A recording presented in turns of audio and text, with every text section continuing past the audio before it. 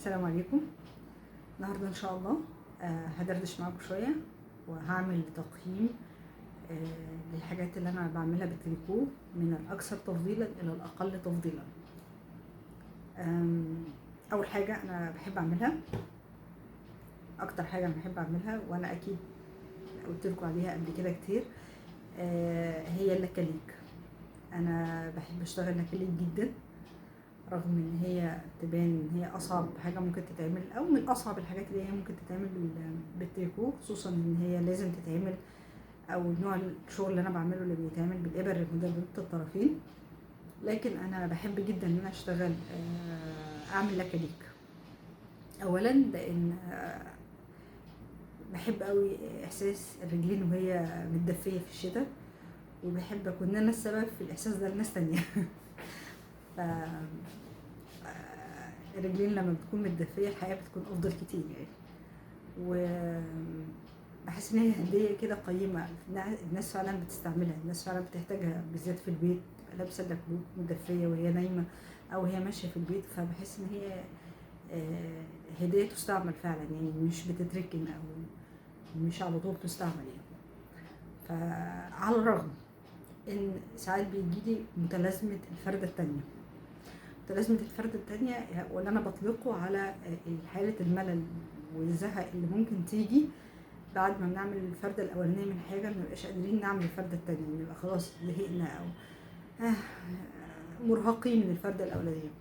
فده ساعات بيجيلي مع اللكاليك، بالذات لو لكلوك أنا بعمله يعني عملت زيه قبل كده كتير، مفهوش تكنيك جديد، مفهوش ألوان جديدة، فساعات بيجيلي الإحساس ده. ولكن يزال اللكلوك هو أفضل حاجة أو أكتر حاجة أنا بحب أعملها. رقم 2، الشنط الصغيرة. الشنط الصغيرة بالنسبة لي من الحاجات الممتعة واللذيذة اللي تتعمل، ممكن تتعمل بسهولة وتتعمل بسرعة، ممكن أعمل بيها أشكال كتير، ممكن أشتغلها بالإبر المستقيمة أو بالإبر المستقيمة وبعدين أخيط الجناب، أو ممكن أعملها كلها بالإبر الدائرية محتاجش إن أنا أخيط الجناب، ممكن أعملها ببواقي الخيط اللي عندي، ممكن أعملها بأشكال كتير، ممكن أعمل شنط صغيرة خالص تتحط في الشنطة بتاعتي اللي أحط فيها كوينز أو الموبايل، او ممكن يعني انا معلقه جنب السرير عندي شنط صغيره حاطه فيها الحاجات اللي انا ممكن بحتاجها بالليل، او اعلق فيها النضاره، في شنط معلقاها في المطبخ احط فيها الحاجات الصغيره. فبحس ان ليها استعمالات كتير جدا، وعامله زي كفرات للازايز الميه بالتريكو، فبحس ان ليها استعمالات كتير جدا وبتفتح المجال قدام الابتكار والناحيه الفنيه اللي جوه الواحد يعني. وما بتاخدش وقت خالص يعني. فده تاني حاجة بحب اعملها. تالت حاجة بحب اعملها هي الايس كاب. سواء طفل صغير او راجل او احنا سواء محجبات او مش محجبات، جوه البيت بره البيت محتاجين ندفي الحتة دي، وده بيفرق جامد بالذات لو الجو ساقع بالليل وواحد مش عارف ينام، دي ساقعة لما بيلبسها بيبقى متدفي. فالايس كاب بالنسبه لي انا بحب اعمله من ناحيه برضو لانه ينفع يتعمل بالابر المدببه او بالابر المستقيمه او بالابر الدائريه، فينفع يتعمل باي ابر عندك. الحاجه التانية ينفع يتعمل ببواقي الخيط، مش لازم اجيب له بكر، ممكن اعمله ببواقي خيط كتير لو هعمل اشكال، لو هعمل تداخل الوان ينفع يتعمل باشكال كتير، ينفع يتعمل بمقاسات كتير، ممكن ما بياخدش وقت ومش محتاج تركيز واحنا شغالين فيه. فتالت حاجة أنا بحب أعملها الآيس كابات. رابع حاجة بحب أعملها هي الكم أو المعصم، من ناحية علشان برضو ينفع يتعمل بواقي خيط، من ناحية تانية مش محتاج إن أنا أركز فيه قوي، أنا شغالة بالمقاسات، وينفع برضو يتعمل بالإبر المستقيمة أو المدببة أو أو اللي هي الكابل، مش شرط ان انا اعملها دائريه، ممكن الكابل استعمله كانه ابره مستقيمه يعني.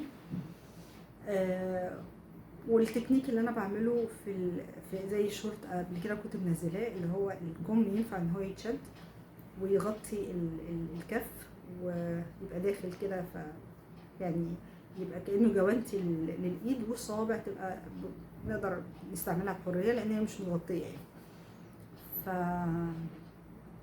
فانا برضو بحب اعمل المعصم او الكمام، ولو ان برضو في متلازمه الفرده التانية زي اللكلوك، ولو اني اتحايلت على الموضوع ده ان انا بقيت لو هعمل معصم البقره اللي انا هشتغلها بدل ما انا هشتغل فرده انا بقسم البقره على 2، بعملهم بقرتين واشتغل الاثنين في نفس الوقت. على الابر المستقيمه مثلا ببقى دي شغاله بيها بالبقره بتاعتها، ودي بكمل بالبقره بعمل بيها فرده تانية بالبقره التانية. فدي من ضمن المميزات بتاعه المعصم. اخر حاجه بقى الاقل تفضيلا ليا في الشغل هي الكوفيات والشالات.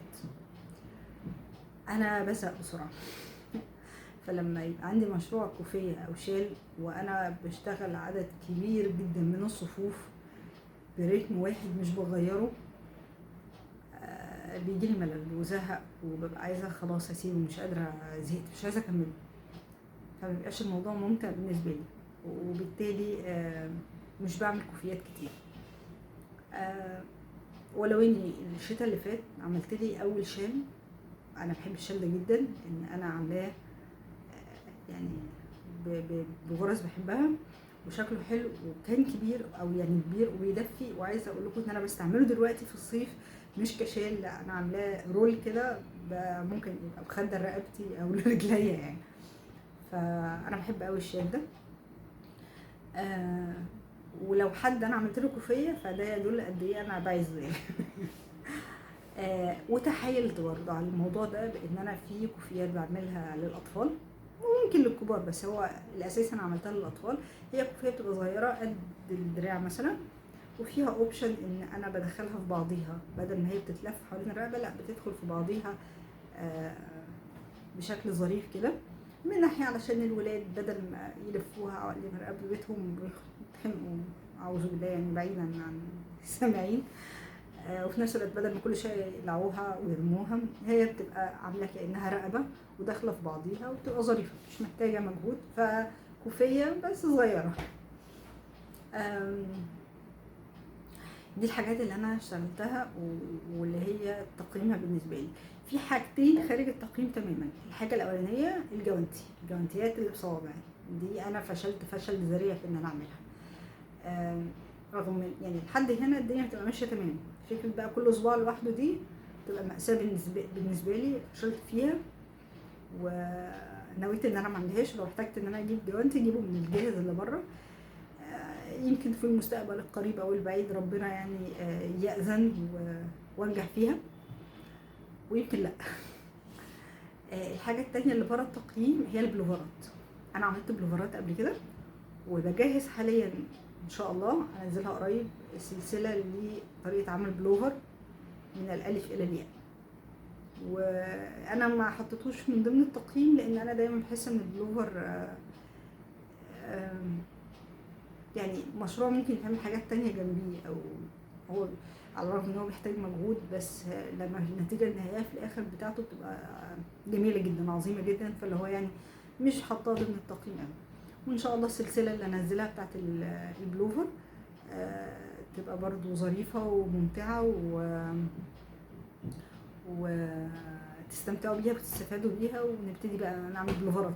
الهدوم غليت. بس دي كانت الدردشه السريعه بتاعت النهارده. اتمنى ان انا ما كنتش طولت عليكم، واتمنى ان انا المحتوى بتاعي يكون ظريف بالنسبه لكم واكون خفيف عليكم. حاجه اخيره، اتمنى انتم ما تنسوش اللايك والشير والسبسكرايب علشان ده مهم جدا. الدعم بتاعكم زي ما انا بقول كتير، الدعم بتاعكم مهم بالنسبه لي، وبالتوفيق.